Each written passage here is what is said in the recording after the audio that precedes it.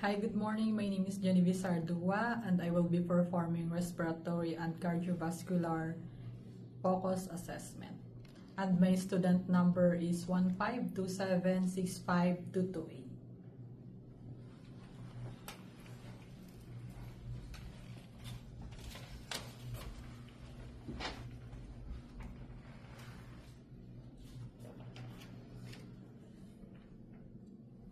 And now I will be performing hand hygiene and then check the room for contact precaution.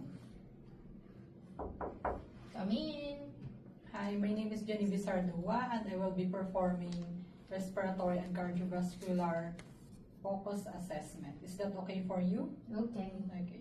May I check your band? Okay. Please state your name and birthday. Maricar Concepcion, November 15, 1985. Okay.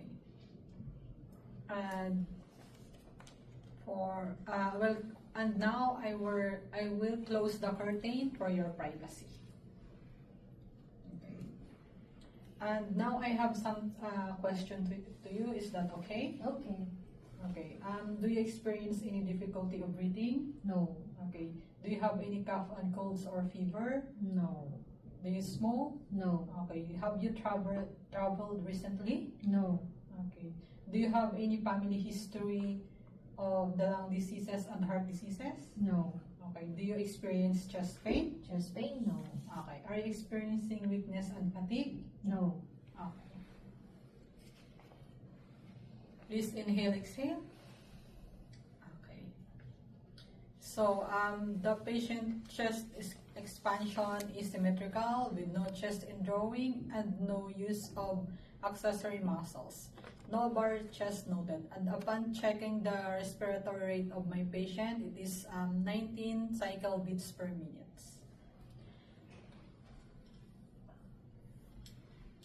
And now I will be checking the anterior and posterior lung sound of my patient.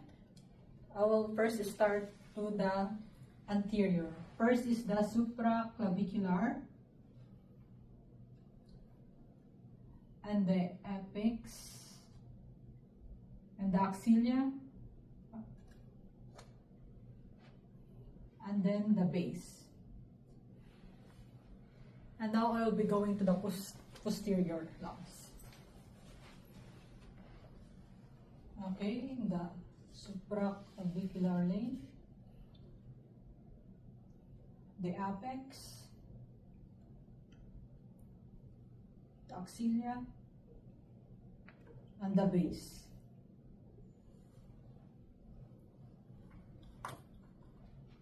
Please inhale, exhale. Okay.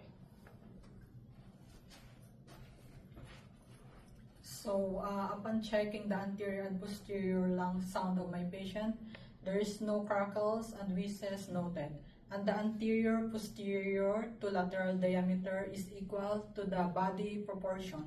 No barrel chest and no flared chest noted. And so now I'm going to check the heart of my patient. Sorry. So I will start for the second intercostal space. From the pulmonic to herbs to tricuspid valve and to the apex. For the mitral valve. And then for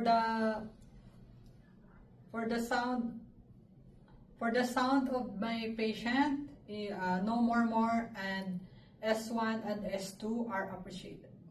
Since I'm here, I'm going to count the apical pulse of my patient into 5th intercostal middling.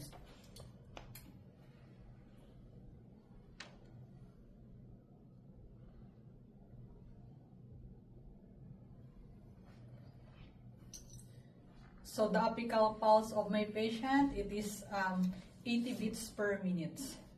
And now I'm going to check the upper extremities of my patient. Okay. Please for the capillary feel. Okay. Do you feel? Please squeeze my hands. Okay. Do you feel my touch? Yes. Okay. So for the skin, it is intact. Color is fair. Warm to touch. No edema, no bruises, and no lesion. The patient can move her arms, sorry. And my patient can feel my touch. And the capillary feel of my patient returned less than 2 seconds upon pressure release. And then the patient squeezed my hand strongly with equal strength. And now I'm going to the lower extremities of my patient. Okay. And now I will measure the calf size by tape measure. Please move.